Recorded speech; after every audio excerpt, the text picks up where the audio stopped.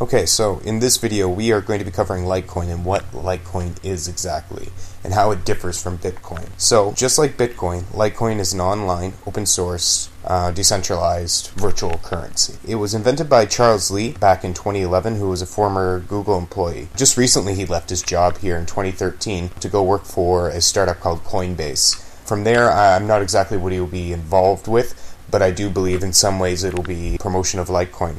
Anyways, so the few key differences that you want to keep in mind with Litecoin is that the total amount of Litecoins that will ever be in circulation is about approximately 84 million, as opposed to Bitcoin's 21 million. So from there, you start to get an idea that Bitcoin will be a lot more scarce than Litecoin.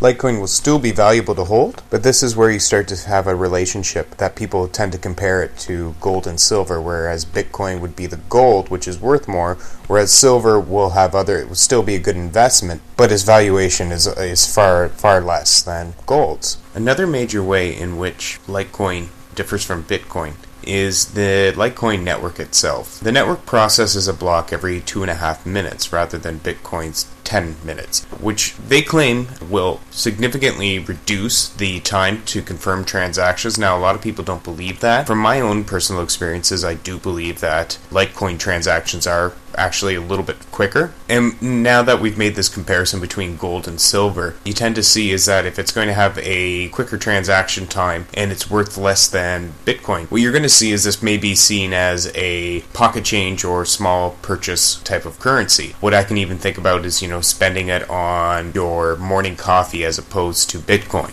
And the most fundamental difference between Bitcoin and Litecoin is the encryption that's used for the network. Bitcoin uses the SHA-256 algorithm. You're probably familiar with it if you have used it on your local router for your Wi-Fi password. WPA uses the SHA-256 algorithm to protect your network. Litecoin varies as it uses the S-script or the script algorithm. So in order to understand why Litecoin uses the S-script algorithm as opposed to the SHA-256, you have to know a little bit about mining. So when Bitcoin first started off, everybody was mining on their CPUs. And as time went on, it became more and more difficult to process these transactions or generate new blocks for the network. And their CPUs just weren't able to produce it quick enough for the network's needs. Eventually, somebody actually discovered that they were able to use their GPUs or their video cards, graphics processing unit, to actually do these calculations for the Bitcoin network. These GPUs could actually do the calculations hundreds of times faster than what the average CPU could do. As time went on, graphics cards started to become obsoleted, and there was new chips that were specifically designed for mining Bitcoin. These chips are doing it on a fraction